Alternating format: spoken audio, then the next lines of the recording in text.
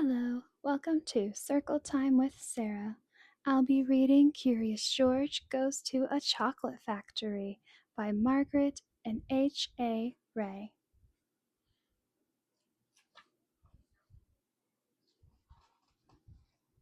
And I'm also joined by Sterling.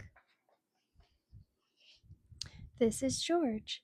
George was a good little monkey and always very curious. One day, George went for a drive with his friend, the man with the yellow hat. Look, George, the man said. There's a store in that chocolate factory up ahead. Let's stop for a treat. George loved chocolates.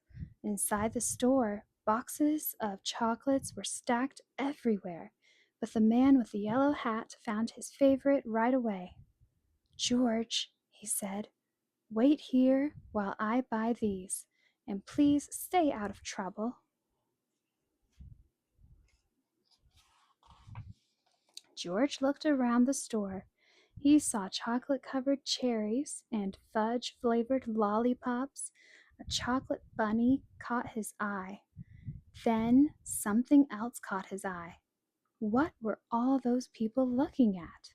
George was curious.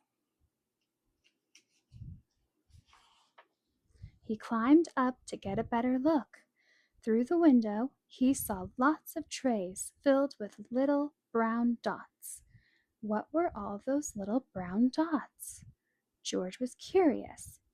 He found a door that led to the other side of the window.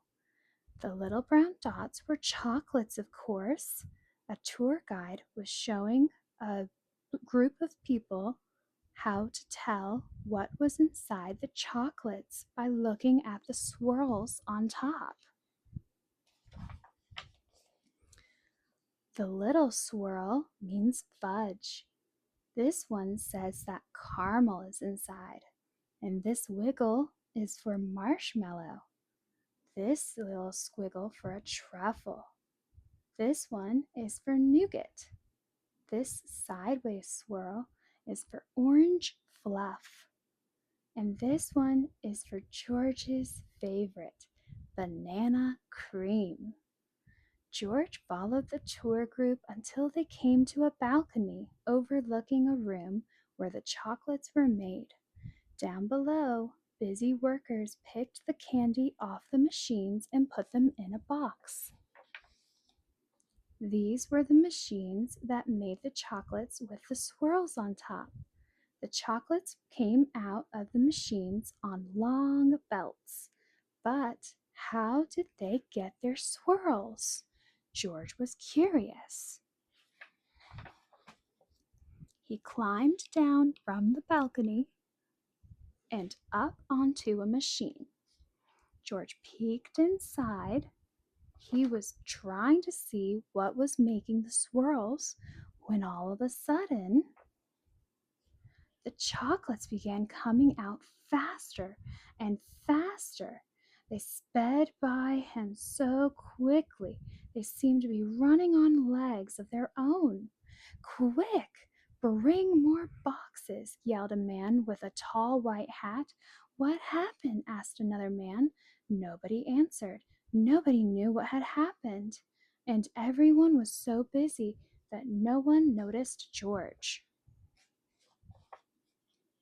The workers began to fall behind, and the candy began to fall off the end of the belt. Save the chocolates, yelled the man with the tall white hat. Meanwhile, George saw one of his favorites whiz by. He tried to catch the banana cream chocolate, but it was too fast. He chased it to the end of the belt. At the end of the belt, a pile of chocolates was growing taller and taller.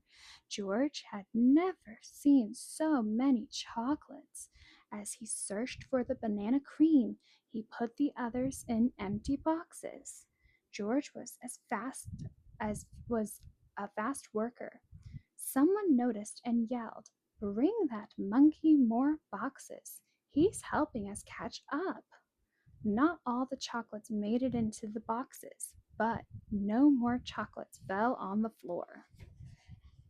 Just then, George and the workers were just when George and the workers were all caught up, the tour guide ran in with the man with the yellow hat. "Get that monkey out of here," she yelled. "He's ruining our chocolates."